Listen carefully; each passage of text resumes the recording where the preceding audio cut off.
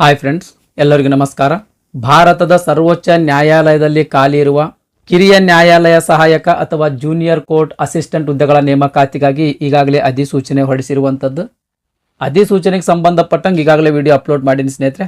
ಈ ವಿಡಿಯೋ ಮೇಲೆ ಕ್ಲಿಕ್ ಮಾಡೋದ್ರ ಮೂಲಕ ಅಧಿಸೂಚನೆ ಬಗ್ಗೆ ಸಂಪೂರ್ಣ ಮಾಹಿತಿಯನ್ನು ಪಡ್ಕೊಳ್ಬಹುದು.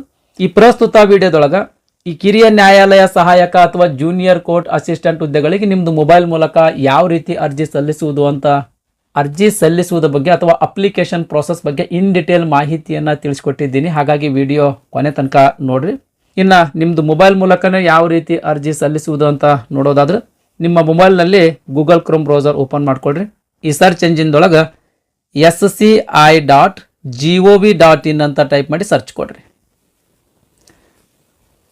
ಸರ್ಚ್ ಕೊಟ್ಟ ತಕ್ಷಣ ಸುಪ್ರೀಂ ಕೋರ್ಟ್ ಆಫ್ ಇಂಡಿಯಾ ಅಥವಾ ಭಾರತದ ಉಚ್ಚ ನ್ಯಾಯಾಲಯದ ಅಫಿಷಿಯಲ್ ಪೇಜ್ ಓಪನ್ ಆಗ್ತದೆ. ಪೇಜ್ ಸ್ವಲ್ಪ ಮೇಲೆ ತಗೊಂಡ್ರೆ ಇಲ್ಲಿ ಎರಡು ಲಿಂಕ್ ಕಾಣ್ತಾವೆ ಸ್ನೇಹಿತರೆ. ರಿಕ್ರೂಟ್ಮೆಂಟ್ ಅಂತ ಎರಡು ಲಿಂಕ್ ಕಾಣ್ತಾವೆ ಅಪ್ಡೇಟ್ ಕೆಳಗಡೆ. ಓಕೆ ರೀ, ನೀವೇನಾದರೂ ನೋಟಿಫಿಕೇಶನ್ ಓದಬೇಕಾಗಿತ್ತು ಅಂತ ತಿಳ್ಕೊಳ್ರಿ, ಈ ಎರಡನೇ ಲಿಂಕ್ ಮೇಲೆ ಕ್ಲಿಕ್ ಮಾಡಿರಿ. ಅರ್ಜಿ ಸಲ್ಲಿಸಬೇಕಾಗಿತ್ತು ಅಂತಂದ್ರೆ ಮೊದಲನೇ ಲಿಂಕ್ ಮೇಲೆ ಕ್ಲಿಕ್ ಮಾಡಿರಿ. ನಾನು ಈ ವಿಡಿಯೋದೊಳಗೆ ಅರ್ಜಿ ಹ್ಯಾಂಗೆ ಸಲ್ಲಿಸೋದು ಅಂತ ತೋರಿಸ್ತಾ ಇರೋದ್ರಿಂದ ಮೊದಲನೇ ಲಿಂಕ್ ಮೇಲೆ ಕ್ಲಿಕ್ ಮಾಡ್ತೀನಿ. ಫಸ್ಟ್ ಲಿಂಕ್ ಮೇಲೆ ಕ್ಲಿಕ್ ಮಾಡಿದ ತಕ್ಷಣ ಈ ರೀತಿ PDF ಪೇಜ್ ಓಪನ್ ಆಗ್ತದ್ರಿ. ಇಲ್ಲಿ ಒಂದು ಲಿಂಕ್ ಕೊಟ್ಟಾರ ನೋಡ್ರಿ, ಈ ಲಿಂಕ್ ಮೇಲೆ ಕ್ಲಿಕ್ ಮಾಡ್ರಿ. ಈ ಲಿಂಕ್ ಮೇಲೆ ಕ್ಲಿಕ್ ಮಾಡಿದ ತಕ್ಷಣ ಈ ರೀತಿ ಪೇಜ್ ಓಪನ್ ಆಗ್ತದ. ಟು ರಿಜಿಸ್ಟರ್ ಮುಂದೆನೆ ಇಲ್ಲಿ ಕ್ಲಿಕ್ ಹಿಯರ್ ಅಂತ ಒಂದು ಆಪ್ಷನ್ ಕಾಣ್ತಿರ್ತದ. ಆ ಕ್ಲಿಕ್ ಹಿಯರ್ ಮೇಲೆ ಕ್ಲಿಕ್ ಮಾಡ್ರಿ. ಈ ರೀತಿ ಪೇಜ್ ಓಪನ್ ಆಗ್ತದ. ಫಸ್ಟ್ ಪೋಸ್ಟ್ ನೇಮ್, ಇಲ್ಲಿ ಪೋಸ್ಟ್ ನೇಮ್ ಸೆಲೆಕ್ಟ್ ಮಾಡ್ಕೊಳ್ಬೇಕು ಸ್ನೇಹಿತರೆ. ಯಾರೋ ಮಾರ್ಕ್ ಮೇಲೆ ಕ್ಲಿಕ್ ಮಾಡ್ರಿ. ಜೂನಿಯರ್ ಕೋರ್ಟ್ ಅಸಿಸ್ಟೆಂಟ್ ಕಾಣ್ತಿರ್ತದ, ಅದನ್ನ ಸೆಲೆಕ್ಟ್ ಮಾಡ್ಕೊಳ್ರಿ. ನೆಕ್ಸ್ಟ್ ಪೋಸ್ಟ್ ಕೋಡ್ 1 ಅಂತೇಳಿ ಆಟೋಮೆಟಿಕ್ ಫೆಚ್ ಆಗ್ತದೆ ಸ್ನೇಹಿತರೆ. ನೆಕ್ಸ್ಟ್ ಈ ಬಾಕ್ಸ್ನಾಗ ನಿಮ್ದು ಹೆಸರು ತುಂಬ್ರಿ ಸ್ನೇಹಿತರೆ. SSLC ಮಾರ್ಕ್ಸ್ ಕಾರ್ಡ್ ಒಳಗೆ ಯಾವ ರೀತಿ ನಿಮ್ದು ಹೆಸರು ಇರ್ತದೆ ಅದೇ ರೀತಿ ನಿಮ್ದು ಹೆಸರು ತುಂಬ್ರಿ. ನೆಕ್ಸ್ಟ್ ಇಲ್ಲಿ ನಿಮ್ದು ಮೊಬೈಲ್ ನಂಬರ್ ತುಂಬ್ರಿ. ಅದೇ ಸೇಮ್ ಮೊಬೈಲ್ ನಂಬರ್ ಈ ಬಾಕ್ಸ್ನಾಗೂ ಕೂಡ ತುಂಬ್ರಿ. ನೆಕ್ಸ್ಟ್ ಇಲ್ಲಿ ನಿಮ್ದು ಇಮೇಲ್ ID ತುಂಬ್ರಿ. ಅದೇ ಸೇಮ್ ಇಮೇಲ್ ID ಈ ಬಾಕ್ಸ್ನಾಗೂ ಕೂಡ ತುಂಬ್ರಿ ಸ್ನೇಹಿತರೆ. ನೆಕ್ಸ್ಟ್ ಜನರೇಟ್ OTP ಮೇಲೆ ಕ್ಲಿಕ್ ಮಾಡ್ರಿ. ಜನರೇಟ್ OTP ಮೇಲೆ ಕ್ಲಿಕ್ ಮಾಡಿದ ತಕ್ಷಣ ಈ ರೀತಿ ಪೇಜ್ ಓಪನ್ ಆಗ್ತದ. ಈ ಕ್ಯಾಪ್ಚಾ ಕೂಡ ಈ ಬಾಕ್ಸ್ನಾಗ ತುಂಬಿ ಸಬ್ಮಿಟ್ ಮೇಲೆ ಕ್ಲಿಕ್ ಮಾಡ್ರಿ. ಸಬ್ಮಿಟ್ ಮೇಲೆ ಕ್ಲಿಕ್ ಮಾಡಿದ ತಕ್ಷಣ ಈ ರೀತಿ ಮೆಸೇಜ್ ಡಿಸ್ಪ್ಲೇ ಆಗ್ತದ. ಓಕೆ ಮೇಲೆ ಕ್ಲಿಕ್ ಮಾಡ್ರಿ. ಓಕೆ ಮೇಲೆ ಕ್ಲಿಕ್ ಮಾಡಿದ ತಕ್ಷಣ ನಿಮ್ಮ ಮೊಬೈಲ್ ನಂಬರ್ಕೊಂದು OTP ಬಂದಿರ್ತದ. ಆ OTP ಈ ಬಾಕ್ಸ್ನಾಗ ತುಂಬಿ ವ್ಯಾಲಿಡೇಟ್ OTP ಮೇಲೆ ಕ್ಲಿಕ್ ಮಾಡ್ರಿ. ವ್ಯಾಲಿಡೇಟ್ OTP ಮೇಲೆ ಕ್ಲಿಕ್ ಮಾಡಿದ ತಕ್ಷಣ ಈ ರೀತಿ OTP ಹ್ಯಾಸ್ ವ್ಯಾಲಿಡೇಟೆಡ್ ಸಕ್ಸಸ್ಫುಲಿ ಅಂತ ಮೆಸೇಜ್ ಅಪಿಯರ್ ಆಗ್ತದ. ಓಕೆ ಮೇಲೆ ಕ್ಲಿಕ್ ಮಾಡ್ರಿ. ನೆಕ್ಸ್ಟ್ ಈ ಬಾಕ್ಸ್ ಮೇಲೆ ಕ್ಲಿಕ್ ಮಾಡ್ರಿ. ಈ ರೀತಿ ಪಾಸ್ ಮಾರ್ಕ್ ಬೀಳ್ತದ. ಈ ಕ್ಯಾಪ್ಚಾ ಕೂಡ ಈ ಬಾಕ್ಸ್ನಾಗ ತುಂಬಿ ರೀವೆರಿಫೈ ಮೇಲೆ ಕ್ಲಿಕ್ ಮಾಡ್ರಿ. ರೀವೆರಿಫೈ ಮೇಲೆ ಕ್ಲಿಕ್ ಮಾಡಿದ ತಕ್ಷಣ ಈ ರೀತಿ ಆಪ್ಷನ್ಸ್ಗಳು ಓಪನ್ ಆಗ್ತಾವ್ರಿ. ಯಾವುದು ಪೋಸ್ಟಿಗೆ ಆಗ್ತಾ ಇದ್ದೀರಿ, ಆಮೇಲೆ ನಿಮ್ದು ಹೆಸರು, ನಿಮ್ದು ಮೊಬೈಲ್ ನಂಬರ್, ಆಮೇಲೆ ನಿಮ್ದು ಇಮೇಲ್ ID ಕಾಣ್ತಿರ್ತದೆ. ಇಲ್ಲಿ ಬಾಕ್ಸ್ ಕಾಣ್ತಿರ್ತಾವ, ಈ ಬಾಕ್ಸ್ ಮೇಲೆ ಕ್ಲಿಕ್ ಮಾಡ್ರಿ. ಈ 4 ಬಾಕ್ಸ್ ಮೇಲೆ ಕ್ಲಿಕ್ ಮಾಡ್ರಿ. ಈ ರೀತಿ ಪಾಸ್ ಮಾರ್ಕ್ ಬೀಳ್ತದ. ಸಬ್ಮಿಟ್ ಮೇಲೆ ಕ್ಲಿಕ್ ಮಾಡ್ರಿ. ಸಬ್ಮಿಟ್ ಮೇಲೆ ಕ್ಲಿಕ್ ಮಾಡಿ ನೆಕ್ಸ್ಟ್ ಐ ಅಗ್ರಿ ಮೇಲೆ ಕ್ಲಿಕ್ ಮಾಡ್ರಿ. ನೆಕ್ಸ್ಟ್ ಓಕೆ ಮೇಲೆ ಕ್ಲಿಕ್ ಮಾಡ್ರಿ. ಓಕೆ ಮೇಲೆ ಕ್ಲಿಕ್ ಮಾಡಿದ ತಕ್ಷಣ ನಿಮ್ದು ರಿಜಿಸ್ಟ್ರೇಷನ್ ಸಕ್ಸಸ್ಫುಲಿ ಆಗ್ಯದ ಅಂತ ಮೆಸೇಜ್ ಡಿಸ್ಪ್ಲೇ ಆಗ್ತದ. ಕ್ಲೋಸ್ ಮೇಲೆ ಕ್ಲಿಕ್ ಮಾಡ್ರಿ. ನೆಕ್ಸ್ಟ್ ಗೋ ಟು ಅಪ್ಲಿಕೇಶನ್ ಮೇಲೆ ಕ್ಲಿಕ್ ಮಾಡ್ರಿ. ಗೋ ಟು ಅಪ್ಲಿಕೇಶನ್ ಮೇಲೆ ಕ್ಲಿಕ್ ಮಾಡಿದ ತಕ್ಷಣ ಈ ರೀತಿ ಪೇಜ್ ಓಪನ್ ಆಗ್ತದ. ಅಪ್ಲಿಕೇಶನ್ ನಂಬರು, ಆಮೇಲೆ ಯಾವುದು ಪೋಸ್ಟಿಗೆ ನೀವು ಅರ್ಜಿ ಸಲ್ಲಿಸಿರಿ ಅಂತ ಆಟೋಮೆಟಿಕ್ ಫೆಚ್ ಆಗಿರ್ತದ. ಜೆಂಡರ್ ಸೆಲೆಕ್ಟ್ ಮಾಡ್ಕೊಡ್ರಿ. ಮೇಲೋ ಫಿಮೇಲೋ ಅಂತ ನಿಮ್ಗೆ ಅಪ್ಲಿಕೇಬಲ್ ಆಗಿರ್ತಕ್ಕಂಥದ್ದನ್ನು ಸೆಲೆಕ್ಟ್ ಮಾಡ್ಕೊಡ್ರಿ. ಆಮೇಲೆ ನಿಮ್ದು ಡೇಟ್ ಆಫ್ ಬರ್ತನ ಇಲ್ಲಿ ಸೆಲೆಕ್ಟ್ ಮಾಡ್ಕೊಡ್ರಿ. ಈ ರೌಂಡ್ ಮಾರ್ಕ್ ಏನು ಕಾಣುತ್ತಲ್ರಿ ಅದ್ರ ಮೇಲೆ ಕ್ಲಿಕ್ ಮಾಡ್ರಿ. ನೆಕ್ಸ್ಟ್ ರಿಸರ್ವೇಷನ್ ಕ್ಯಾಟಗರಿ ಒಳಗೆ ಯಾವ್ದು ನಿಮ್ದು ಕ್ಯಾಟಗರಿ ಅಂತ ಇಲ್ಲಿ ನಿಮ್ಗೆ ಅಪ್ಲಿಕೇಬಲ್ ಆಗಿರ್ತಕ್ಕಂಥ ಕ್ಯಾಟಗರಿಯನ್ನು ಸೆಲೆಕ್ಟ್ ಮಾಡ್ಕೊಳ್ರಿ. Next person with bench mark disability details ಅಂತ ತುಂಬಬೇಕ್ರಿ. ಅಂದ್ರೆ ಇನ್ ಕೇಸ್ ನೀವೇನಾದರೂ ಅಂಗವಿಕಲರಿದ್ರಿ ಅಂದ್ರೆ ಅದಕ್ಕೆ ಸಂಬಂಧಿಸಿದಂಥ ಮಾಹಿತಿ ತುಂಬಬೇಕ್ರಿ. ಅಂಗವಿಕಲರಿದ್ರೆ ಇಲ್ಲಿ ಎಸ್ ಅಂತ ಸೆಲೆಕ್ಟ್ ಮಾಡ್ಕೊಳ್ರಿ. ಎಸ್ ಅಂತ ಸೆಲೆಕ್ಟ್ ಮಾಡಿದ ಮೇಲೆ ಅದಕ್ಕೆ ಸಂಬಂಧಿಸಿದಂಥ ಮಾಹಿತಿ ಕೇಳ್ತದ್ರಿ. ಅಂದ್ರೆ ಡಿಸೆಬಿಲಿಟಿ ಟೈಪ್ ಯಾವುದು ನಿಮ್ಮದು. ಇಲ್ಲಿ ಡಿಸೆಬಿಲಿಟಿ ಟೈಪ್ ಮೇಲೆ ಕ್ಲಿಕ್ ಮಾಡಿದ ತಕ್ಷಣ ಈ ರೀತಿ ಬರ್ತದೆ. Blindness and low vision, deaf and hard hearing, locomotive ಡಿಸೆಬಿಲಿಟಿಯು, ಯಾವುದು ನಿಮ್ಮದು ಅಂದ್ರೆ ಡಿಸೆಬಿಲಿಟಿ ಟೈಪ್ ಯಾವುದು, ಆಮೇಲೆ ಎಷ್ಟು ಪರ್ಸೆಂಟೇಜ್ ಅದ ನಿಮ್ದು ಅಂಗವೈಕಲ್ಯತೆ ಎಷ್ಟು ಪರ್ಸೆಂಟೇಜ್ ಅದ ಅಂತ ಇಲ್ಲಿ ಸೆಲೆಕ್ಟ್ ಮಾಡ್ಕೊಳ್ಬೇಕು. ಆಮೇಲೆ do you want to scribe ಅಂದ್ರೆ ಎಕ್ಸಾಮ್ ಬರೆಯೋಕೆ ಒಬ್ಬ ಸಹಾಯಕ ನಿಮ್ಗೆ ಬೇಕೇನು ಅಂತ ಕೇಳಿರುವಂಥದ್ದು. ನಿಮಗೆ ಎಕ್ಸಾಮ್ ಬರೆಯೋಕೆ ಸಹಾಯಕ ಬೇಕಾಗಿತ್ತು ಅಂತಂದ್ರೆ ಇಲ್ಲಿ ಸೆಲೆಕ್ಟ್ ಮಾಡ್ಬೋದು ಸ್ನೇಹಿತರೆ. ಇನ್ ಕೇಸ್ ನೀವು ಅಂಗವಿಕಲರು ಇರಲಿಲ್ಲ ಅಂತಂದ್ರೆ ನೋ ಅಂತ ಸೆಲೆಕ್ಟ್ ಮಾಡ್ಕೊಳ್ರಿ ಸ್ನೇಹಿತರೆ. ಯಾವುದೇ ಡೀಟೇಲ್ಸ್ ನೆಕ್ಸ್ಟ್ ಕೇಳೋದಿಲ್ಲ. Next ex service men details ಅಂದ್ರೆ ಮಾಜಿ ಸೈನಿಕ ಅಭ್ಯರ್ಥಿಗಳಿಗೆ ಸಂಬಂಧಿಸಿದಂಥ ಮಾಹಿತಿ ಸ್ನೇಹಿತರೆ. ಇನ್ ಕೇಸ್ ನೀವು ಮಾಜಿ ಸೈನಿಕ ಅಭ್ಯರ್ಥಿ ಇದ್ರಿ ಅಂದ್ರೆ ಎಸ್ ಅಂತ ಸೆಲೆಕ್ಟ್ ಮಾಡ್ಕೊಡ್ರಿ, ಇಲ್ಲಾಂದ್ರೆ ನೋ ಅಂತ ಸೆಲೆಕ್ಟ್ ಮಾಡ್ಕೊಡ್ರಿ. ಎಸ್ ಅಂತ ಸೆಲೆಕ್ಟ್ ಮಾಡಿರಿ ಅಂತ ತಿಳ್ಕೊಳ್ರಿ. ಜಾಯ್ನಿಂಗ್ ಡೇಟ್ ಆಫ್ ಸರ್ವಿಸ್ ಕೇಳ್ತದ, ಅಂದ್ರೆ ನೀವು ಹುದ್ದೆಗೆ ಸೇರಿದ್ರಿ, ಆಮೇಲೆ ಯಾವಾಗ ನೀವು ರಿಲೀವ್ ಆದ್ರಿ ಅದಕ್ಕೆ ಸಂಬಂಧಿಸಿದಂಥ ಮಾಹಿತಿ ಕೇಳ್ತದೆ. ಇಲ್ಲಿ 2 ಬಾಕ್ಸ್ನಲ್ಲಿ ಡೇಟನ್ನು ತುಂಬಕ್ಕೆ ಸ್ನೇಹಿತರೆ. Next are you a dependent freedom fighter ಅಂತ ಕೇಳಿರುವಂಥದ್ದು, ಅಂದ್ರೆ ಸ್ವಾತಂತ್ರ್ಯ ಹೋರಾಟಗಾರರಿದ್ದು ಅವರ ಮೇಲೆ ಡಿಪೆಂಡ್ ಆಗಿರುವಂಥ ಅಭ್ಯರ್ಥಿ ಏನಂತ ಕೇಳಿರುವಂಥದ್ದು, ನಿಮ್ಗೆ ಅಪ್ಲಿಕೇಬಲ್ ಆಗಿರ್ತಕ್ಕಂಥದ್ದನ್ನು ಸೆಲೆಕ್ಟ್ ಮಾಡ್ಕೊಳ್ರಿ. ಇವೆರಡು ನಿಮ್ಗೆ ಅಪ್ಲಿಕೇಬಲ್ ಆಗಿರ್ತಕ್ಕಂಥದ್ದನ್ನು ಸೆಲೆಕ್ಟ್ ಮಾಡ್ಕೊಳ್ರಿ. Next department details. Are you a departmental candidate working with supreme court of India. ಪ್ರಸ್ತುತವಾಗಿ ಈ ಸುಪ್ರೀಂ ಕೋರ್ಟ್ ಆಫ್ ಇಂಡಿಯಾದಲ್ಲಿ ವರ್ಕ್ ಮಾಡ್ತಾ ಇದ್ದೀರಿ ಅಂತ ಕೇಳಿರುವಂಥದ್ದು. ಇನ್ ಕೇಸ್ ನೀವು ವರ್ಕ್ ಮಾಡ್ತಾ ಇದ್ರಿ ಅಂತಂದ್ರೆ ಎಸ್ ಅಂತ ಸೆಲೆಕ್ಟ್ ಮಾಡ್ಕೊಡ್ರಿ, ಇಲ್ಲಾಂದ್ರೆ ನೋ ಅಂತ ಸೆಲೆಕ್ಟ್ ಮಾಡ್ಕೊಡ್ರಿ. ಇಲ್ಲಿ ನಿಮ್ಗೆ ಅಪ್ಲಿಕೇಬಲ್ ಆಗಿರ್ತಕ್ಕಂಥದ್ದನ್ನು ಸೆಲೆಕ್ಟ್ ಮಾಡ್ಕೊಡ್ರಿ. ಇನ್ ಕೇಸ್ ನೋ ಅಂತ ಸೆಲೆಕ್ಟ್ ಮಾಡ್ಕೊಂಡ್ಮೇಲೆ ಗೌರ್ಮೆಂಟ್ ಆಗಿರ್ಬೋದು, ಪಬ್ಲಿಕ್ ಸೆಕ್ಟರ್ ಅಂಡರ್ಟೇಕಿಂಗ್ ಆಗಿರ್ಬೋದು, ಅಥವಾ ಯಾವುದಾದ್ರೂ ನ್ಯಾಷನಲೈಸ್ಡ್ ಬ್ಯಾಂಕ್ ಆಗಿರ್ಬೋದು, ಇಲ್ಲಿ ಏನಾದರೂ ವರ್ಕ್ ಮಾಡ್ತಾ ಇದ್ದೀರಿ ಅಂತ ಕೇಳ್ತಿರುವಂಥದ್ದು.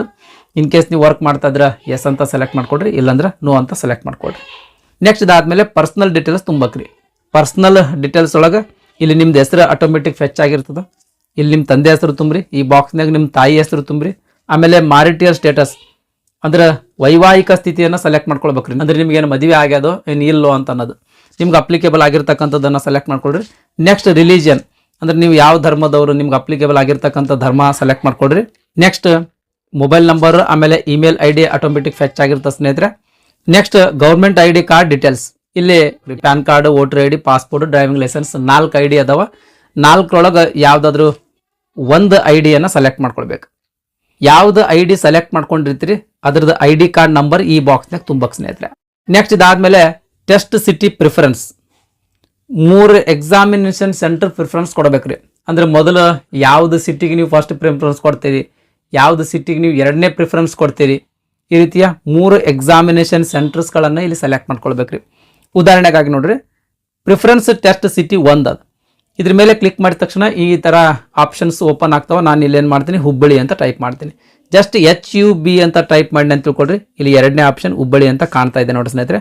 ನಾನೇನು ಮಾಡ್ತೀನಿ, ಈ ಹುಬ್ಬಳ್ಳಿ ಮೇಲೆ ಕ್ಲಿಕ್ ಮಾಡ್ತೀನಿ. ಹುಬ್ಬಳ್ಳಿ ಸೆಲೆಕ್ಟ್ ಆಯಿತು. Next preference test 2. In case ಹುಬ್ಬಳ್ಳಿಯಲ್ಲಿ ಎಕ್ಸಾಮಿನೇಷನ್ ಸೆಂಟರ್ ನನಗೆ ಸಿಗಲಿಲ್ಲ ಅಂತಂದ್ರೆ ನಾನೇನು ಮಾಡ್ತೀನಿ, ಧಾರವಾಡ ಬೇಕಂತ ಧಾರವಾಡ ಅಂತ ಟೈಪ್ ಮಾಡ್ತೀನಿ. ಧಾರವಾಡ ಇಲ್ಲ ಸ್ನೇಹಿತರೆ, ಧಾರವಾಡ ಎಕ್ಸಾಮಿನೇಷನ್ ಸೆಂಟರ್ ಇಲ್ಲ. ಓಕೆ ರೀ, ನಾನೇನು ಮಾಡ್ತೀನಿ, ನಿಯರ್ ಆಗಿರುವಂಥದ್ದು ಬೆಳಗಾವಿ ಅಂತ ಟೈಪ್ ಮಾಡ್ತೀನಿ. ಬೆಳಗಾವಿ ಅದನ್ನು ನೋಡ್ತೀನಿ, ನೋಡಿರಿ ಬೆಳಗಾವಿ ಇದೆ, ನಾನು ಬೆಳಗಾವಿ ಅಂತ ಸೆಲೆಕ್ಟ್ ಮಾಡ್ತೀನಿ. ನೆಕ್ಸ್ಟ್ ಸಿಟಿ ಪ್ರಿಫರೆನ್ಸ್ 3ನೇದು ಕಲಬುರಗಿ, ಅದನ್ನು ಸರ್ಚ್ ಮಾಡಿ ನೋಡ್ತೀನಿ ಸ್ನೇಹಿತರೆ. ಕಲಬುರಗಿ ಇದೆ, ನಾನೇನು ಮಾಡ್ತೀನಿ ಕಲಬುರಗಿ ಸೆಲೆಕ್ಟ್ ಮಾಡ್ಕೊಳ್ತೀನಿ. ಈ ರೀತಿ 3 ಎಕ್ಸಾಮಿನೇಷನ್ ಸೆಂಟರ್ಸ್ಗಳ ನೀವು ಕೂಡ ಸೆಲೆಕ್ಟ್ ಮಾಡ್ಕೊಳ್ಬೇಕು ಸ್ನೇಹಿತರೆ. ಇದಾದ್ಮೇಲೆ ಇಲ್ಲಿ ಬ್ಯಾಂಕ್ ಡೀಟೇಲ್ಸ್ ತುಂಬಕ್ರಿ. ನೇಮ್ ಆಫ್ ಅಕೌಂಟ್ ಹೋಲ್ಡರ್ ಅಂದ್ರೆ ಬ್ಯಾಂಕ್ ಖಾತೆದಾರರ ಹೆಸರೇನು ಅಂತ ಕೇಳಿರುವಂಥದ್ದು.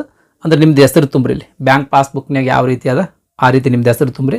ಆಮೇಲೆ ಬ್ಯಾಂಕ್ದ ಹೆಸರು ಯಾವುದು, ಬ್ಯಾಂಕಿನ ಹೆಸರು ತುಂಬ್ರಿ. ನೆಕ್ಸ್ಟ್ ಬ್ರಾಂಚ್ ಹೆಸರು ತುಂಬ್ರಿ, ಆ ಬ್ಯಾಂಕಿನ ಬ್ರಾಂಚ್ ಹೆಸರು ತುಂಬ್ರಿ. ಬ್ಯಾಂಕ್ ಅಕೌಂಟ್ ನಂಬರ್ ತುಂಬ್ರಿ. IFSC ಕೋಡ್ ತುಂಬಿ ಸ್ನೇಹಿತರೆ. ಎಲ್ಲ ತುಂಬಿದ ಮೇಲೆ ಸೇವ್ ಆ್ಯಂಡ್ ನೆಕ್ಸ್ಟ್ ಮೇಲೆ ಕ್ಲಿಕ್ ಮಾಡ್ರಿ. ಸೇವ್ ಆ್ಯಂಡ್ ನೆಕ್ಸ್ಟ್ ಮೇಲೆ ಕ್ಲಿಕ್ ಮಾಡಿದ ತಕ್ಷಣ ಈ ರೀತಿ ಡೇಟಾ ಸೇವ್ಡ್ ಸಕ್ಸಸ್ಫುಲಿ ಅಂತ ಮೆಸೇಜ್ ಡಿಸ್ಪ್ಲೇ ಆಗ್ತದ. ಇಲ್ಲಿ ಓಕೆ ಮೇಲೆ ಕ್ಲಿಕ್ ಮಾಡ್ರಿ. ಓಕೆ ಮೇಲೆ ಕ್ಲಿಕ್ ಮಾಡಿದ ತಕ್ಷಣ ಈ ರೀತಿ ಪೇಜ್ ಓಪನ್ ಆಗ್ತದ. ಕರೆಸ್ಪಾಂಡೆನ್ಸ್ ಅಡ್ರೆಸ್, ಪರ್ಮನೆಂಟ್ ಅಡ್ರೆಸ್ ತುಂಬಕ್ಕೆ ಸ್ನೇಹಿತರೆ. ಅಂದ್ರೆ ಪತ್ರ ವ್ಯವಹಾರಕ್ಕಾಗಿ ಯಾವ್ದು ವಿಳಾಸ ತುಂಬುತ್ತೀರಿ ಆ ವಿಳಾಸ ಇಲ್ಲಿ ತುಂಬ್ರಿ. ಆಮೇಲೆ ನಿಮ್ದು ಖಾಯಂ ವಿಳಾಸ ಯಾವ್ದದ ವಿಳಾಸ ಇಲ್ಲಿ ತುಂಬ್ರಿ ಸ್ನೇಹಿತರೆ. ಅಡ್ರೆಸ್ ಲೈನ್ 1ರಲ್ಲಿ ಇಲ್ಲಿ ನಿಮ್ದು ಊರ ಹೆಸರು, ಆಮೇಲೆ ಅಲ್ಲಿ ನಿಯರ್ ಬೈ ಇರುವಂಥ ಲ್ಯಾಂಡ್ ಮಾರ್ಕ್ ಅದರ ಬಗ್ಗೆ ತುಂಬ್ರಿ. ಇಲ್ಲಿ ಕಂಟ್ರಿ ಸೆಲೆಕ್ಟ್ ಮಾಡ್ಕೊಳ್ರಿ, ಇಂಡಿಯಾ ಅಂತ ಸೆಲೆಕ್ಟ್ ಮಾಡ್ಕೊಳ್ರಿ. ಇಲ್ಲಿ ಕರ್ನಾಟಕ ಅಂತ ಸ್ಟೇಟ್ ಸೆಲೆಕ್ಟ್ ಮಾಡ್ಕೊಳ್ರಿ. ಯಾವ್ದು ನಿಮ್ದು ಜಿಲ್ಲೆ ಅದ ಆ ಜಿಲ್ಲೆ ಸೆಲೆಕ್ಟ್ ಮಾಡ್ಕೊಳ್ರಿ. ಇಲ್ಲಿ ಪಿನ್ ಕೋಡ್ ನಂಬರ್ ತುಂಬ್ರಿ ಸ್ನೇಹಿತರೆ. ಈ correspondence address permanent address same ಇತ್ತು ಅಂತಂದ್ರೆ ಇಲ್ಲಿ ಎಸ್ ಮೇಲೆ ಸೆಲೆಕ್ಟ್ ಮಾಡ್ಕೊಳ್ರಿ. ಇನ್ ಕೇಸ್ ಕರೆಸ್ಪಾಂಡೆನ್ಸ್ ಅಡ್ರೆಸ್ಸೇ ಬೇರೆ ಆಮೇಲೆ ಪರ್ಮನೆಂಟ್ ಅಡ್ರೆಸ್ಸೇ ಬೇರೆ ಇತ್ತು ಅಂತಂದ್ರೆ ಇಲ್ಲಿ ನೋ ಅಂತ ಸೆಲೆಕ್ಟ್ ಮಾಡ್ಕೊಂಡು ಮತ್ತೊಮ್ಮೆ ಇಲ್ಲಿ ಅಡ್ರೆಸ್ 1 ಅಡ್ರೆಸ್ 2 ತುಂಬ್ರಿ. ಕಂಟ್ರಿ ಸೆಲೆಕ್ಟ್ ಮಾಡ್ಕೊಳ್ರಿ, ಸ್ಟೇಟ್ ಸೆಲೆಕ್ಟ್ ಮಾಡ್ಕೊಳ್ರಿ, ಡಿಸ್ಟ್ರಿಕ್ಟ್ ಸೆಲೆಕ್ಟ್ ಮಾಡ್ಕೊಳ್ರಿ, ಪಿನ್ ಕೋಡನ್ನು ತುಂಬ್ರಿ. ತುಂಬಿ ಸೇವ್ ಆ್ಯಂಡ್ ನೆಕ್ಸ್ಟ್ ಮೇಲೆ ಕ್ಲಿಕ್ ಮಾಡಿರಿ.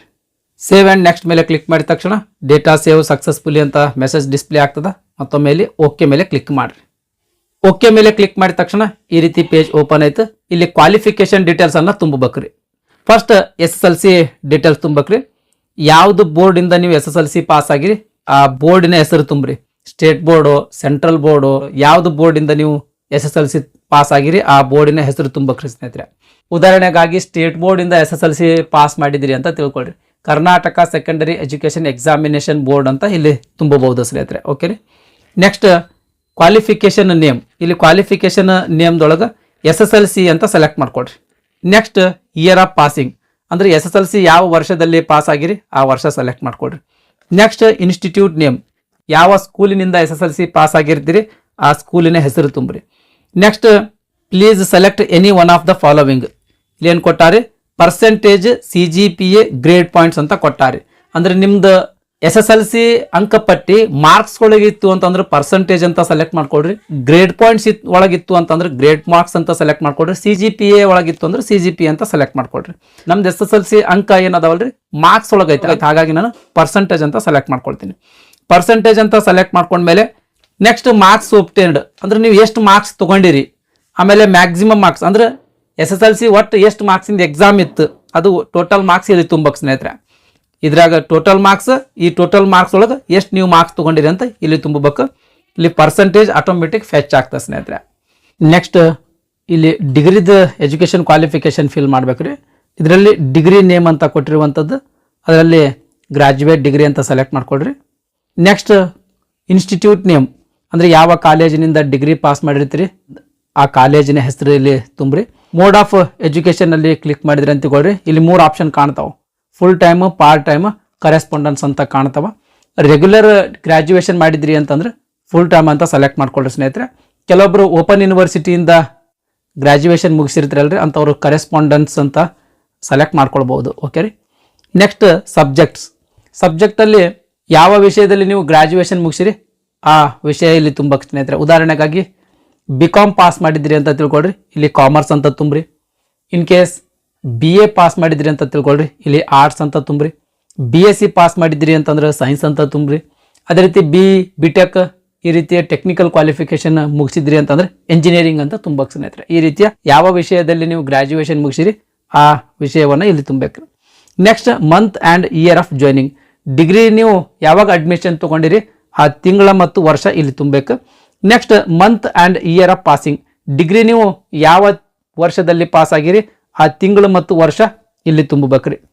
Next please select any one of the following ಅಂತ ಕಾಣ್ತದ, ಈ ಬಾಕ್ಸ್ ಮೇಲೆ ಕ್ಲಿಕ್ ಮಾಡಿದ್ರೆ ಅಂತ ತಿಳ್ಕೊಳ್ರಿ. ಪರ್ಸೆಂಟೇಜ್ ಅಂತ ಒಂದೇ ಆಪ್ಷನ್ ಕಾಣ್ತದ, ಅದನ್ನು ಸೆಲೆಕ್ಟ್ ಮಾಡ್ಕೊಡ್ರಿ. ಪರ್ಸೆಂಟೇಜ್ ಆಫ್ ಮಾರ್ಕ್ಸ್ ಅಂತ ಕೇಳಿರುವಂಥದ್ದು ಅಂದ್ರೆ ಡಿಗ್ರಿದ ಪರ್ಸೆಂಟೇಜ್ ತುಂಬಕ್ಕೆ ಸ್ನೇಹಿತರೆ. ನೆಕ್ಸ್ಟ್ ಪೋಸ್ಟ್ ಸ್ಪೆಸಿಫಿಕ್ ಎಕ್ಸ್ಪೀರಿಯನ್ಸ್, ಫಸ್ಟ್ನೇದು do you have minimum speed of 35 word per minute in English typing on computer. ಕಂಪ್ಯೂಟರ್ನಲ್ಲಿ ಪ್ರತಿ ನಿಮಿಷಕ್ಕೆ 35 ಪದಗಳ ಸ್ಪೀಡ್ನಲ್ಲಿ ಟೈಪ್ ಮಾಡುವಂಥ ಸಾಮರ್ಥ್ಯ ನೀವು ಹೊಂದಿದ್ರಿ ಏನಂತ ಕೇಳಿರುವಂಥದ್ದು. ಇಲ್ಲಿ ಕಂಪಲ್ಸರಿ ಎಲ್ಲರೂ ಎಸ್ ಅಂತಾನೆ ಸೆಲೆಕ್ಟ್ ಮಾಡ್ಕೊಳ್ಳಿ ಸ್ನೇಹಿತರೆ. ಇನ್ ಕೇಸ್ ನೀವು ನೋ ಅಂತ ಸೆಲೆಕ್ಟ್ ಮಾಡ್ಕೊಂಡಿರಿ ಅಂತ ತಿಳ್ಕೊಳ್ರಿ, ನೀವು ಈ ಹುದ್ದೆಗಳಿಗೆ ಅರ್ಜಿ ಸಲ್ಲಿಸ್ಲಕ್ಕ ಎಲಿಜಿಬಲ್ ಆಗಂಗಿಲ್ಲ ಸ್ನೇಹಿತರೆ. ಹಾಗಾಗಿ ಎಲ್ಲರೂ ಎಸ್ ಅಂತ ಸೆಲೆಕ್ಟ್ ಮಾಡ್ಕೊಳ್ರಿ. ಆದರೆ next do you have knowledge of computer operation ಅಂತ ಕೇಳಿರುವಂಥ, ಅಂದ್ರೆ ಬೇಸಿಕ್ ಕಂಪ್ಯೂಟರ್ ನಾಲೆಜ್ ನಿಮಗೆ ಅದ ಏನಿಲ್ಲ ಅಂತ ಕೇಳಿರುವಂಥದ್ದು. ಇಲ್ಲಿಯೂ ಕೂಡ ಎಲ್ಲರೂ ಕಡ್ಡಾಯವಾಗಿ ಎಸ್ ಅಂತ ಸೆಲೆಕ್ಟ್ ಮಾಡ್ಕೊಳ್ಬೇಕು ಸ್ನೇಹಿತರೆ. ಇನ್ ಕೇಸ್ ನೀವು ನೋ ಅಂತ ಸೆಲೆಕ್ಟ್ ಮಾಡ್ಕೊಂಡಿರಿ ಅಂತ ತಿಳ್ಕೊಳ್ರಿ, ಆಗ್ಲಿ ಹೇಳ್ದಂಗೆ ಈ ಹುದ್ದೆಗಳಿಗೆ ನೀವು ಎಲಿಜಿಬಲ್ ಆಗಂಗಿಲ್ಲ. ನೆಕ್ಸ್ಟ್ ಸೇವ್ ಆ್ಯಂಡ್ ನೆಕ್ಸ್ಟ್ ಮೇಲೆ ಕ್ಲಿಕ್ ಮಾಡ್ರಿ. ಸೇವ್ ಆ್ಯಂಡ್ ನೆಕ್ಸ್ಟ್ ಮೇಲೆ ಕ್ಲಿಕ್ ಮಾಡಿದ ತಕ್ಷಣ ಈ ರೀತಿ ಪೇಜ್ ಓಪನ್ ಆಗ್ತದ್ರಿ. ಇಲ್ಲಿ ಡಾಕ್ಯುಮೆಂಟ್ ಅಪ್ಲೋಡ್ ಮಾಡ್ಬೇಕ್ರಿ.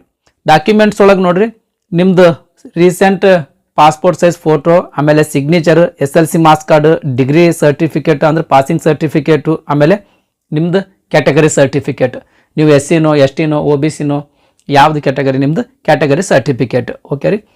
ಫೋಟೋದ ಸೈಜ್ ನೋಡ್ರಿ 100 KB ಮೇಲೇ ಇರಬೇಕು, 200 KB ಒಳಗಡೆ ಇರಬೇಕು. ನೆಕ್ಸ್ಟ್ ಸಿಗ್ನೇಚರ್ದ ಸೈಜ್ 80 KB ಮೇಲೆ, 150 KB ಒಳಗಡೆ. ನೆಕ್ಸ್ಟ್ ಈ ಡಾಕ್ಯುಮೆಂಟ್ಸ್ಗಳ ಸೈಜ್ 100 KB ಮೇಲೆ, 1 MB ಒಳಗಡೆ. ಈ ರೀತಿ ಈ ಎಲ್ಲ ಡಾಕ್ಯುಮೆಂಟ್ಗಳದ ಸೈಜ್ ಇರಬೇಕು ಸ್ನೇಹಿತರೆ. ಫೋಟೋ ಮತ್ತು ಸಿಗ್ನೇಚರ್ ಅಂತೂ ಕಂಪಲ್ಸರಿ JPG ಫಾರ್ಮ್ಯಾಟ್ನಾಗ ಇರಬೇಕು. ಇನ್ನು ಈ ಡಾಕ್ಯುಮೆಂಟ್ಸ್ಗಳೇನದಾವಲ್ರಿ SLC marks card, degree certificate, ಆಮೇಲೆ ಕ್ಯಾಟಗರಿ ಸರ್ಟಿಫಿಕೇಟ್ ಏನು ಡಾಕ್ಯುಮೆಂಟ್ಗಳದಾವಲ್ರಿ, ಈ ಡಾಕ್ಯುಮೆಂಟ್ಗಳ JPG ಫಾರ್ಮ್ಯಾಟ್ನಾಗ ಇದ್ರೂ ನಡೀತದ, PDF ಫಾರ್ಮ್ಯಾಟ್ನಾಗೂ ಇದ್ರೂ ನಡೀತದ. ಓಕೆ ರೀ. ಇನ್ನು ಈ ಫೋಟೋ ಸಿಗ್ನೇಚರ್ ಆಮೇಲೆ ಡಾಕ್ಯುಮೆಂಟ್ಗಳ ಸೈಜ್ ಯಾವ ರೀತಿ ಸೆಟ್ ಮಾಡ್ಕೊಳ್ಬೇಕು ಅಂತ ಅನ್ನೋದ್ರ ಬಗ್ಗೆ ನೋಡೋದಾದ್ರೆ, ಸಿಗ್ನೇಚರ್ ಸೈಜ್ ರೀಸೈಜ್ ಮಾಡಿ ತೋರಿಸ್ತೀನಿ ಸ್ನೇಹಿತರೆ. ಅದ್ರ ಪ್ರಕಾರ ಉಳಿದಿರ್ತಕ್ಕಂಥ ಎಲ್ಲ ಡಾಕ್ಯುಮೆಂಟ್ಸ್ಗಳ ಸೈಜ್ ನೀವು ಸೆಟ್ ಮಾಡ್ಕೊಡ್ರಿ. ಓಕೆ ರೀ. ಗ್ಯಾಲರಿ ಓಪನ್ ಮಾಡ್ಕೊಡ್ರಿ ಸ್ನೇಹಿತರೆ. ಈ ಗ್ಯಾಲರಿ ಒಳಗೆ ಫೋಟೋ ಆ್ಯಂಡ್ ಸೈನ್ ಅಂತ ಒಂದು ಫೋಲ್ಡರ್ ಮಾಡೀನಿ ಸ್ನೇಹಿತರೆ. ಇದೇ ರೀತಿ ನೀವು ಕೂಡ ಯಾವುದಾದ್ರೂ ಒಂದು ಹೆಸರಿನಿಂದ ಒಂದು ಫೋಲ್ಡರ್ ಕ್ರಿಯೇಟ್ ಮಾಡ್ಕೊಳ್ರಿ. ಫೋಲ್ಡರ್ ಕ್ರಿಯೇಟ್ ಮಾಡಿಕೊಂಡು ಎಲ್ಲ ಡಾಕ್ಯುಮೆಂಟ್ಗಳು ಈ ಫೋಲ್ಡರ್ ಒಳಗೆ ಸೇವ್ ಮಾಡ್ಕೊಳ್ರಿ ಸ್ನೇಹಿತರೆ. ಓಕೆ ರೀ. ಇವಾಗ ಈ ಡಾಕ್ಯುಮೆಂಟ್ಗಳು ಯಾವ ರೀತಿ ರಿಸೈಜ್ ಮಾಡೋದು ಅಂತ ಅನ್ನೋದ್ರ ಬಗ್ಗೆ ನೋಡೋದಾದ್ರೆ ಗೂಗಲ್ ಕ್ರೋಮ್ ಬ್ರೌಸರ್ನಲ್ಲಿ ಒಂದು ನ್ಯೂ ಟ್ಯಾಬ್ ಓಪನ್ ಮಾಡ್ಕೊಳ್ರಿ. ಇಲ್ಲಿ PI7 ಇಮೇಜ್ ಟೂಲ್ ಅಂತ ಈ ರೀತಿ ಟೈಪ್ ಮಾಡಿ ಸರ್ಚ್ ಕೊಡ್ರಿ. ಸರ್ಚ್ ಕೊಟ್ಟ ತಕ್ಷಣ ಈ ರೀತಿ ಪೇಜ್ ಓಪನ್ ಆಗ್ತದ. ಫಸ್ಟ್ ಲಿಂಕ್ ಮೇಲೆ ಕ್ಲಿಕ್ ಮಾಡ್ರಿ. ಫಸ್ಟ್ ಲಿಂಕ್ ಮೇಲೆ ಕ್ಲಿಕ್ ಮಾಡಿದ ತಕ್ಷಣ ಈ ರೀತಿ ಪೇಜ್ ಓಪನ್ ಆಗ್ತದ. ಇಲ್ಲಿ ರೆಡ್ಯೂಸ್ ಇಮೇಜ್ ಸೈಜ್ ಆಮೇಲೆ ಇನ್ಕ್ರೀಸ್ ಇಮೇಜ್ ಸೈಜ್ ಅಂತ ಕಾಣ್ತದೆ ಸ್ನೇಹಿತರೆ. ನಿಮ್ದು ಡಾಕ್ಯುಮೆಂಟ್ದ ಸೈಜ್ ಏನದಲ್ರಿ ಕಡಿಮೆ ಮಾಡಬೇಕಾಗಿತ್ತು ಅಂತಂದ್ರೆ ಇಲ್ಲಿ ರೆಡ್ಯೂಸ್ ಇಮೇಜ್ ಸೈಜ್ ಇನ್ KB ಮೇಲೆ ಕ್ಲಿಕ್ ಮಾಡ್ರಿ. ಇನ್ ಕೇಸ್ ನಿಮ್ದು ಡಾಕ್ಯುಮೆಂಟ್ದ ಸೈಜ್ ಹೆಚ್ಚಿಗೆ ಮಾಡಬೇಕಾಗಿತ್ತು ಅಂತಂದ್ರೆ ಇನ್ಕ್ರೀಸ್ ಇಮೇಜ್ ಸೈಜ್ ಇನ್ KB ಮೇಲೆ ಕ್ಲಿಕ್ ಮಾಡ್ರಿ. ನಾನು ಸೇವ್ ಮಾಡಿರ್ತಕ್ಕಂಥ ಸಿಗ್ನೇಚರ್ 163 KB ಆದ ಸ್ನೇಹಿತರೆ. ಆದ್ರೆ ಈ ಅಪ್ಲಿಕೇಶನ್ 163 KB ತಗೊಳಂಗಿಲ್ರಿ. ಲಾಸ್ಟ್ ಮ್ಯಾಕ್ಸಿಮಮ್ ಅಂದ್ರೆ 150 KB ಒಳಗಡೆ ಇರ್ಬೇಕು. 80 KB ಮೇಲೆ 150 KB ಒಳಗಡೆ. ಹಾಗಾಗಿ ನಾನು ಏನು ಮಾಡ್ತೀನಿ, ರೆಡ್ಯೂಸ್ ಇಮೇಜ್ ಸೈಜ್ ಇನ್ KB ಮೇಲೆ ಕ್ಲಿಕ್ ಮಾಡ್ತೀನಿ. ಕ್ಲಿಕ್ ಮಾಡಿದ ತಕ್ಷಣ ಈ ರೀತಿ ಪೇಜ್ ಓಪನ್ ಆಗ್ತದ. ಇಲ್ಲಿ ಸೆಲೆಕ್ಟ್ ಇಮೇಜ್ ಮೇಲೆ ಕ್ಲಿಕ್ ಮಾಡ್ಕೊಡ್ರಿ. ಸೆಲೆಕ್ಟ್ ಇಮೇಜ್ ಮೇಲೆ ಕ್ಲಿಕ್ ಮಾಡಿದ ಮೇಲೆ 3 ಡಾಟ್ ಕಾಣ್ತಾ ನೋಡ್ರಿ. ಈ 3 ಡಾಟ್ ಮೇಲೆ ಕ್ಲಿಕ್ ಮಾಡ್ರಿ. ಬ್ರೌಸ್ ಮೇಲೆ ಕ್ಲಿಕ್ ಮಾಡ್ರಿ. ಬ್ರೌಸ್ ಮೇಲೆ ಕ್ಲಿಕ್ ಮಾಡಿದ ಮೇಲೆ ಇಲ್ಲಿ 3 ರೇಖೆ ಕಾಣ್ತಾ ನೋಡ್ರಿ, ಅದ್ರ ಮೇಲೆ ಕ್ಲಿಕ್ ಮಾಡ್ರಿ. ಇಲ್ಲಿ ಗ್ಯಾಲರಿ ಮೇಲೆ ಕ್ಲಿಕ್ ಮಾಡ್ರಿ. ಗ್ಯಾಲರಿ ಮೇಲೆ ಕ್ಲಿಕ್ ಮಾಡಿದ ಮೇಲೆ ಗ್ಯಾಲರಿ ಓಪನ್ ಆಗ್ತದೆ ಸ್ನೇಹಿತರೆ. ನಿಮ್ದು ಗ್ಯಾಲರಿ ಒಳಗೆ ಏನು ಫೋಲ್ಡರ್ಗಳು ನೀವು ಕ್ರಿಯೇಟ್ ಮಾಡಿರ್ತೀರಲ್ರಿ, ಎಲ್ಲ ಫೋಲ್ಡರ್ಗಳು ಇಲ್ಲಿ ಕಾಣ್ತಾವೆ. ಯಾವುದು ಫೋಲ್ಡರ್ದೊಳಗೆ ನೀವು ಡಾಕ್ಯುಮೆಂಟ್ಗಳು ಸೇವ್ ಮಾಡ್ಕೊಂಡಿರೋ ಆ ಫೋಲ್ಡರನ್ನು ಓಪನ್ ಮಾಡ್ಕೊಡ್ರಿ. ಆ ಫೋಲ್ಡರ್ನಲ್ಲಿ ಯಾವುದು ಇಮೇಜ್ ಸೈಜ್ ರೆಡ್ಯೂಸ್ ಮಾಡ್ಬೇಕಂತೀರಿ ಅಂದ್ರೆ ಕಡಿಮೆ ಮಾಡ್ಕೊಳ್ಬೇಕು, ಯಾವುದು ಇಮೇಜ್ ಸೈಜ್ ರಿಸೆಟ್ ಮಾಡ್ಕೊಳ್ಬೇಕಂತೀರಿ ಆ ಇಮೇಜ್ ಮೇಲೆ ಕ್ಲಿಕ್ ಮಾಡ್ರಿ. ನಾನು ಪ್ರಸ್ತುತವಾಗಿ ಸಿಗ್ನೇಚರ್ದ ಇಮೇಜ್ ಸೈಜ್ ಕಡಿಮೆ ಮಾಡ್ಕೊಳ್ಬೇಕಾಗಿದೆ, ಹಾಗಾಗಿ ನಾನು ಇದ್ರ ಮೇಲೆ ಕ್ಲಿಕ್ ಮಾಡ್ತೀನಿ. ಇಲ್ಲಿ ಡನ್ ಮೇಲೆ ಕ್ಲಿಕ್ ಮಾಡ್ರಿ. ಡನ್ ಮೇಲೆ ಕ್ಲಿಕ್ ಮಾಡಿದ ತಕ್ಷಣ ಈ ಪೇಜ್ ಒಳಗೆ ಅದು ಇಂಪೋರ್ಟ್ ಆಯ್ತು ಸ್ನೇಹಿತರೆ. ಇವಾಗ ಎಷ್ಟು KB ಬೇಕು ನಮಗೆ, ಇಲ್ಲಿ KB ಟೈಪ್ ಮಾಡ್ಕೊಡ್ರಿ. ಇಲ್ಲಿ 100 ಅಂತ ಏನು ಡಿಫಾಲ್ಟ್ ಅದಲ್ರಿ, ಇದು ತೆಗೆದು ನಾನೇನು ಮಾಡ್ತೀನಿ 140 ಅಂತ ಟೈಪ್ ಮಾಡ್ತೀನಿ ಸ್ನೇಹಿತರೆ. 150 KB ಒಳಗಡೆ ಬೇಕಾ, ಆದ್ರೆ ನಾನು 140 KB ಅಂತ ಟೈಪ್ ಮಾಡ್ತೀನಿ. ಟೈಪ್ ಮಾಡಿ ರೆಡ್ಯೂಸ್ ಸೈಜ್ ಮೇಲೆ ಕ್ಲಿಕ್ ಮಾಡ್ತೀನಿ. ಇಮೇಜ್ ರೀಸೈಜ್ ಆಯ್ತು ಸ್ನೇಹಿತರೆ. 140 KB ಅಂತ ಏನು ನಾವು ಕೊಟ್ಟಿದ್ದೀವಲ್ರಿ, ಇಲ್ಲಿ ನೋಡ್ರಿ 138 KBಗೆ ರೀಸೈಜ್ ಆಯ್ತು. 163 KB ಇಂದ 138 KBಗೆ ರೀಸೈಜ್ ಆಯ್ತು. ನೆಕ್ಸ್ಟ್ ಡೌನ್ಲೋಡ್ ಮೇಲೆ ಕ್ಲಿಕ್ ಮಾಡ್ರಿ. ಡೌನ್ಲೋಡ್ ಮೇಲೆ ಕ್ಲಿಕ್ ಮಾಡಿದ ತಕ್ಷಣ ನೋಡ್ರಿ ಸ್ನೇಹಿತರೆ ಫೈಲ್ ಡೌನ್ಲೋಡ್ ಆಯ್ತು ಸ್ನೇಹಿತರೆ. ಡೌನ್ಲೋಡ್ ಆದಮೇಲೆ ಈ ಟ್ಯಾಬ್ ಕ್ಲೋಸ್ ಮಾಡ್ರಿ. ಇದು ಗೂಗಲ್ ಕ್ರೋಮ್ ಮಿನಿಮೈಸ್ ಮಾಡ್ಕೊಡ್ರಿ ಸ್ನೇಹಿತರೆ. ಮತ್ತು ಗ್ಯಾಲರಿ ಓಪನ್ ಮಾಡ್ಕೊಡ್ರಿ. ಗ್ಯಾಲರಿ ಒಳಗೆ ರೀಸೆಂಟ್ ಅಂತ ಕಾಣ್ತದಲ್ಲ ಫೋಲ್ಡರ್, ಆ ರೀಸೆಂಟ್ ಓಪನ್ ಮಾಡ್ಕೊಡ್ರಿ. ಈ ರೀಸೆಂಟ್ ಒಳಗನೆ ನೀವು ರಿಸೈಜ್ ಮಾಡಿರ್ತಕ್ಕಂಥದ್ದು ಇಮೇಜ್ ಬಂದಿರ್ತದೆ ಸ್ನೇಹಿತರೆ, ಡೌನ್ಲೋಡ್ ಆಗಿರ್ತದೆ. ಈ ಇಮೇಜ್ ಒತ್ತಿಗೆ ಹಿಡಿದು ಸೆಲೆಕ್ಟ್ ಮಾಡ್ಕೊಡ್ರಿ. ಸೆಲೆಕ್ಟ್ ಮಾಡ್ಕೊಂಡು ಇಲ್ಲಿ ಮೋರ್ ಅಂತ ಒಂದು ಆಪ್ಷನ್ ಕಾಣ್ತದ, ಅದ್ರ ಮೇಲೆ ಕ್ಲಿಕ್ ಮಾಡ್ರಿ. ನೆಕ್ಸ್ಟ್ ಮೂವ್ ಟು ಆಲ್ಬಮ್ ಮೇಲೆ ಕ್ಲಿಕ್ ಮಾಡ್ರಿ.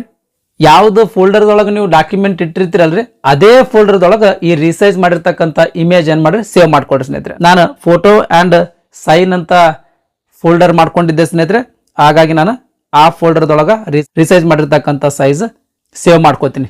ಜಸ್ಟ್ ಇಲ್ಲಿ ರಿಪ್ಲೇಸ್ ಮೇಲೆ ಕ್ಲಿಕ್ ಮಾಡ್ತೀನಿ ಸ್ನೇಹಿತರೆ. ಓಕೆ ರೀ.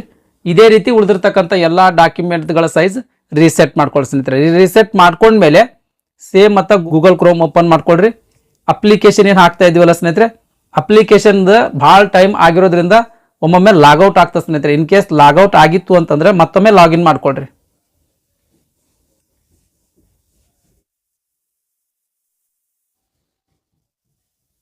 ಇವಾಗ ಯಾವ ರೀತಿ ಈ ಡಾಕ್ಯುಮೆಂಟ್ಗಳು ಅಪ್ಲೋಡ್ ಮಾಡೋದು ಅಂತ ಅನ್ನೋದ್ರ ಬಗ್ಗೆ ನೋಡೋದಾದ್ರೆ ಮೊದಲನೇದಾಗಿ ಫೋಟೋ ಸ್ನೇಹಿತರೆ. ಇಲ್ಲಿ ಕ್ಲಿಕ್ ಹಿಯರ್ ಟು ಅಪ್ಲೋಡ್ ಅಂತ ಅದ್ರ ಮುಂದೆ ಒಂದು ಆಪ್ಷನ್ ಕಾಣ್ತಿರ್ತದ, ಅದ್ರ ಮೇಲೆ ಕ್ಲಿಕ್ ಮಾಡ್ರಿ. ನೆಕ್ಸ್ಟ್ ಡ್ರಾಪ್ ಫೈಲ್ ಹಿಯರ್ ಮೇಲೆ ಕ್ಲಿಕ್ ಮಾಡ್ರಿ. ನೆಕ್ಸ್ಟ್ ಮೀಡಿಯಾ ಪಿಕ್ಕರ್ ಮೇಲೆ ಕ್ಲಿಕ್ ಮಾಡ್ರಿ. ನೆಕ್ಸ್ಟ್ ಈ 3 ರೇಖದ ಮೇಲೆ ಕ್ಲಿಕ್ ಮಾಡ್ರಿ. ನೆಕ್ಸ್ಟ್ ಗ್ಯಾಲರಿ ಮೇಲೆ ಕ್ಲಿಕ್ ಮಾಡ್ರಿ. ಗ್ಯಾಲರಿ ಮೇಲೆ ಕ್ಲಿಕ್ ಮಾಡಿದ ತಕ್ಷಣ ಗ್ಯಾಲರಿಯಲ್ಲಿ ಇರುವಂಥ ಎಲ್ಲ ಫೋಲ್ಡರ್ಗಳು ಕಾಣ್ತವ. ಯಾವುದು ಫೋಲ್ಡರ್ದೊಳಗೆ ನೀವು ಡಾಕ್ಯುಮೆಂಟ್ಗಳು ಸೇವ್ ಮಾಡ್ಕೊಂಡಿರೋ ಆ ಫೋಲ್ಡರ್ ಓಪನ್ ಮಾಡ್ಕೊಳ್ರಿ. ಅಲ್ಲಿ ಫೋಟೋ ಕಾಣ್ತಿರ್ತದೆ ಸ್ನೇಹಿತರೆ, ಆ ಫೋಟೋದ ಮೇಲೆ ಕ್ಲಿಕ್ ಮಾಡ್ರಿ. ನೆಕ್ಸ್ಟ್ ಇಲ್ಲಿ ಡನ್ ಮೇಲೆ ಕ್ಲಿಕ್ ಮಾಡ್ರಿ. ಡನ್ ಮೇಲೆ ಕ್ಲಿಕ್ ಮಾಡಿದ ತಕ್ಷಣ ಫೋಟೋ ಸಕ್ಸಸ್ಫುಲ್ಲಿ ಅಪ್ಲೋಡ್ ಆಯ್ತು ಸ್ನೇಹಿತರೆ. ನೆಕ್ಸ್ಟ್ ಕ್ಲೋಸ್ ಮೇಲೆ ಕ್ಲಿಕ್ ಮಾಡ್ರಿ. ಅದೇ ರೀತಿ ಸೇಮ್ ಉಳಿದಿರ್ತಕ್ಕಂಥ ಎಲ್ಲ ಡಾಕ್ಯುಮೆಂಟ್ಗಳು ಅಪ್ಲೋಡ್ ಮಾಡಿ ಸ್ನೇಹಿತರೆ. ಈ ಆನ್ಲೈನ್ ಅಂತ ಕಾಣ್ತದೆ, ಇದ್ರ ಮೇಲೆ ಕ್ಲಿಕ್ ಮಾಡ್ರಿ. ಈ 3 ಬಾಕ್ಸ್ ಮೇಲೆ ಕ್ಲಿಕ್ ಮಾಡಿ ಸ್ನೇಹಿತರೆ. ಈ ರೀತಿ ಪಾಸ್ ಮಾರ್ಕ್ ಬೀಳ್ತದ. ನೆಕ್ಸ್ಟ್ ಈ ಕ್ಯಾಪ್ಚಾ ಕೋಡ ಈ ಬಾಕ್ಸ್ನಾಗ ತುಂಬಿ ಪ್ರಿವ್ಯೂ ಮೇಲೆ ಕ್ಲಿಕ್ ಮಾಡ್ರಿ. ಪ್ರಿವ್ಯೂ ಮೇಲೆ ಕ್ಲಿಕ್ ಮಾಡಿದ ತಕ್ಷಣ ಈ ರೀತಿ ಇಲ್ಲಿ ತನಕ ಏನು ತುಂಬಿರ್ತೀರಲ್ರಿ ಆ ಪ್ರತಿಯೊಂದು ಇಲ್ಲಿ ಕಾಣಿಸ್ತದೆ ಸ್ನೇಹಿತರೆ. ಒನ್ ಟೈಮ್ ಎಲ್ಲಾನು ಚೆಕ್ ಮಾಡ್ಕೊಡ್ರಿ. ಅಂದ್ರೆ ಇಲ್ಲಿ ತನಕ ನೀವು ತುಂಬಿರ್ತಕ್ಕಂಥ ಮಾಹಿತಿ ಎಲ್ಲಾನು ಕರೆಕ್ಟ್ ಆಗಿ ಅದಾನಿಲ್ಲ ಅಂತ ಒಮ್ಮೆ ಚೆಕ್ ಮಾಡ್ರಿ ಸ್ನೇಹಿತರೆ. ತುಂಬಿರ್ತಕ್ಕಂಥ ಮಾಹಿತಿ ಎಲ್ಲಾನು ಕರೆಕ್ಟ್ ಇತ್ತು ಅಂತಂದ್ರೆ ಫುಲ್ ಕೆಳಗಡೆ ಬನ್ನಿ ಸ್ನೇಹಿತರೆ. ಕೆಳಗಡೆ ಬಂದು ಇಲ್ಲಿ ಓಕೆ ಅಂತ ಕಾಣ್ತಿರ್ತದೆ, ಓಕೆ ಮೇಲೆ ಕ್ಲಿಕ್ ಮಾಡ್ರಿ. ಓಕೆ ಮೇಲೆ ಕ್ಲಿಕ್ ಮಾಡಿ ನೆಕ್ಸ್ಟ್ ಸಬ್ಮಿಟ್ ಮಾಡೋದಕ್ಕಿಂತ ಮುಂಚೆ ಈ ವ್ಯೂ ಮೇಲೆ ಕ್ಲಿಕ್ ಮಾಡ್ರಿ ಸ್ನೇಹಿತರೆ. ವ್ಯೂ ಮೇಲೆ ಕ್ಲಿಕ್ ಮಾಡಿದ ಮೇಲೆ ಎಲ್ಲ ಇವು ನೀವು ಏನು ಅಪ್ಲೋಡ್ ಮಾಡಿರ್ತೀರಲ್ಲ ಅವೆಲ್ಲಾನು ಡೌನ್ಲೋಡ್ ಆಗ್ತಾವ. ಡೌನ್ಲೋಡ್ ಆಗಿರ್ತಕ್ಕಂಥದ್ದನ್ನು ಒಮ್ಮೆ ಚೆಕ್ ಮಾಡ್ಕೊಡ್ರಿ. ಅಂದ್ರೆ ನೀವು ಸಿಗ್ನೇಚರ್ ಇದ್ದಲ್ಲಿ ಸಿಗ್ನೇಚರ್ ಅಪ್ಲೋಡ್ ಮಾಡಿರೋನಿಲ್ಲೋ ಅಥವಾ SLC ಮಾರ್ಕ್ಸ್ ಕಾರ್ಡ್ ಇದ್ದಲ್ಲಿ SSLC ಮಾರ್ಕ್ಸ್ ಕಾರ್ಡ್ ಅಪ್ಲೋಡ್ ಮಾಡಿರಲ್ಲ ಅಂತ ಒಮ್ಮೆ ಕನ್ಫರ್ಮ್ ಮಾಡ್ಕೊಳ್ರಿ ಸ್ನೇಹಿತರೆ. ಪ್ರತಿಯೊಂದನ್ನ ವ್ಯೂ ಮೇಲೆ ಕ್ಲಿಕ್ ಮಾಡಿ ಏನು ಅಪ್ಲೋಡ್ ಮಾಡಿರಿ ಅಂತ ಕನ್ಫರ್ಮ್ ಮಾಡ್ಕೊಂಡ್ಮೇಲೆ ಕೊನೆಗೆ ಸಬ್ಮಿಟ್ ಮೇಲೆ ಕ್ಲಿಕ್ ಮಾಡ್ರಿ. ಸಬ್ಮಿಟ್ ಮೇಲೆ ಕ್ಲಿಕ್ ಮಾಡಿ ನೆಕ್ಸ್ಟ್ ಇಲ್ಲಿ ಐ ಅಗ್ರಿ ಮೇಲೆ ಕ್ಲಿಕ್ ಮಾಡ್ರಿ. ಐ ಅಗ್ರಿ ಮೇಲೆ ಕ್ಲಿಕ್ ಮಾಡಿದ ತಕ್ಷಣ ಪೇಮೆಂಟ್ ಪೇಜ್ ಓಪನ್ ಆಯ್ತು ಸ್ನೇಹಿತರೆ. ಅಂದ್ರೆ ನಿಮ್ದು ಅಪ್ಲಿಕೇಶನ್ ಸಕ್ಸಸ್ಫುಲ್ಲಿ ಸಬ್ಮಿಟ್ ಆಯ್ತು. ನೆಕ್ಸ್ಟ್ ಇವಾಗ ಪೇಮೆಂಟ್ ಮಾಡ್ಬೇಕು. ಪೇಮೆಂಟ್ ನೋಡ್ರಿ ಸ್ನೇಹಿತರೆ, ಇಲ್ಲಿ QR ಕೋಡ್ ಒಂದು ಮೂರನೇದು ಆಪ್ಷನ್ ಕಾಣ್ತದೆ, ಅದ್ರ ಮೇಲೆ ಕ್ಲಿಕ್ ಮಾಡ್ರಿ. ಈ ರೀತಿ ಪೇಜ್ ಓಪನ್ ಆಗ್ತದ. ಇಲ್ಲಿ ಸೆಲೆಕ್ಟ್ ಯುವರ್ QR ಕೋಡ್ ಮೇಲೆ ಕ್ಲಿಕ್ ಮಾಡಿ ಭೀಮ್ UPI ಅಂತ ಸೆಲೆಕ್ಟ್ ಮಾಡ್ಕೊಡ್ರಿ. ನೆಕ್ಸ್ಟ್ ಮೇಕ್ ಪೇಮೆಂಟ್ ಮೇಲೆ ಕ್ಲಿಕ್ ಮಾಡ್ರಿ. ಮೇಕ್ ಪೇಮೆಂಟ್ ಮೇಲೆ ಕ್ಲಿಕ್ ಮಾಡಿದ ತಕ್ಷಣ ಈ ರೀತಿ ಬಾರ್ಕೋಡ್ ಓಪನ್ ಆಗ್ತದೆ ಸ್ನೇಹಿತರೆ. ಯಾರ್ದಾದ್ರೂ ಫೋನ್ ತಗೊಂಡು ಈ ಬಾರ್ಕೋಡ್ ಸ್ಕ್ಯಾನ್ ಮಾಡಿ ಪೇಮೆಂಟ್ ಮಾಡ್ರಿ ಸ್ನೇಹಿತರೆ. ಓಕೆ ರೀ. ಅಥವಾ ನಿಮ್ದು ಮೊಬೈಲ್ದೊಳಗನೆ ಇದನ್ನ ಸ್ಕ್ರೀನ್ಶಾಟ್ ತಗೊಳ್ರಿ. ಸ್ಕ್ರೀನ್ಶಾಟ್ ತಗೊಂಡು ಫೋನ್ ಪೇ ಓಪನ್ ಮಾಡ್ರಿ. ಸ್ಕ್ಯಾನ್ ಮಾಡುವಲ್ಲಿ ಅಲ್ಲಿ ಗ್ಯಾಲರಿಯಿಂದ ಇಮೇಜ್ ಸೆಲೆಕ್ಟ್ ಮಾಡ್ಕೊಂಡು ಪೇಮೆಂಟ್ ಮಾಡುವಂತ ಆಪ್ಷನ್ ಅದ. ಆ ರೀತಿ ಕೂಡ ನೀವು ಪೇಮೆಂಟ್ ಮಾಡಬಹುದು ಸ್ನೇಹಿತರೆ. ಪೇಮೆಂಟ್ ಮಾಡಿದ ಮೇಲೆ ಫೀ ರಿಸಿಟ್ ಜನರೇಟ್ ಆಗ್ತದ. ಆ ಫೀ ರಿಸಿಟ್ ಡೌನ್ಲೋಡ್ ಮಾಡ್ಕೊಳ್ರಿ ಸ್ನೇಹಿತರೆ. ನಾನು ಎದಕ್ಕೆ ಪೇಮೆಂಟ್ ಮಾಡ್ತಿಲ್ಲ ಅಂತಂದ್ರೆ ನಾನು ಇದಕ್ಕೆ ಅಪ್ಲಿಕೇಶನ್ ಹಾಕ್ತಿಲ್ಲ ಸ್ನೇಹಿತರೆ. ಜಸ್ಟ್ ನಿಮಗೆ ತೋರಿಸುವುದಕ್ಕೋಸ್ಕರ ಅಪ್ಲಿಕೇಶನ್ ಪ್ರೊಸೆಸ್ ವಿಡಿಯೋ ಮಾಡಿದ್ದೆ, ಹಾಗಾಗಿ ನಾನು ಪೇಮೆಂಟ್ ಮಾಡ್ತಿಲ್ಲ ಸ್ನೇಹಿತರೆ. ಪೇಮೆಂಟ್ ಆಗಿ ಫೀ ರಿಸಿಟ್ ಡೌನ್ಲೋಡ್ ಮಾಡ್ಕೊಂಡ್ಮೇಲೆ ಮತ್ತೊಮ್ಮೆ ಲಾಗಿನ್ ಆಗಿ ಅಪ್ಲಿಕೇಶನ್ ಕೂಡ ಪ್ರಿಂಟ್ ಔಟ್ ತಗೊಳ್ಳಿ ಸ್ನೇಹಿತರೆ. ಅಪ್ಲಿಕೇಶನ್ ಜನರೇಟ್ ಆಗಿರ್ತದ, ಅಪ್ಲಿಕೇಶನ್ ಕೂಡ ಪ್ರಿಂಟ್ ತಗೊಂಡು ನಿಮ್ಮ ಕಡೆ ಇಟ್ಕೊಳ್ಳಿ ಸ್ನೇಹಿತರೆ. ನೇಮಕಾತಿ ಹಂತ ಮುಗಿಯೋ ತನಕ ಈ ಅಪ್ಲಿಕೇಶನ್ ಮತ್ತು ಫೀ ರಿಸಿಟ್ ನಿಮ್ಮ ಕಡೆ ಇರಬೇಕು ಸ್ನೇಹಿತರೆ. ಇದಿಷ್ಟು ಈ ಜೂನಿಯರ್ ಕೋರ್ಟ್ ಅಸಿಸ್ಟೆಂಟ್ ಹುದ್ದೆಗಳಿಗೆ ಯಾವ ರೀತಿ ನಿಮ್ದು ಮೊಬೈಲ್ ಮೂಲಕನೇ ಅರ್ಜಿ ಸಲ್ಲಿಸಬೇಕಂತ ಅನ್ನೋದ್ರ ಬಗ್ಗೆ ಮಾಹಿತಿಯಾಗಿತ್ತು. ಈ ವಿಡಿಯೋ ನಿಮ್ಗೆ ಇಷ್ಟ ಆಗಿತ್ತು ಅಂದ್ರೆ ದಯಮಾಡಿ ಲೈಕ್ ಬಟನ್ ಮೇಲೆ ಪ್ರೆಸ್ ಮಾಡ್ರಿ. ಅದೇ ರೀತಿ ನಿಮ್ಮ ಫ್ರೆಂಡ್ಸರಿಗೂ ಕೂಡ ಶೇರ್ ಮಾಡ್ರಿ ಅಂತ ವಿನಂತಿಸಿಕೊಳ್ತಾ ಇವತ್ತಿನ ವಿಡಿಯೋ ಮುಗಿಸ್ತಾ ಇದ್ದೀನಿ. ಧನ್ಯವಾದಗಳು.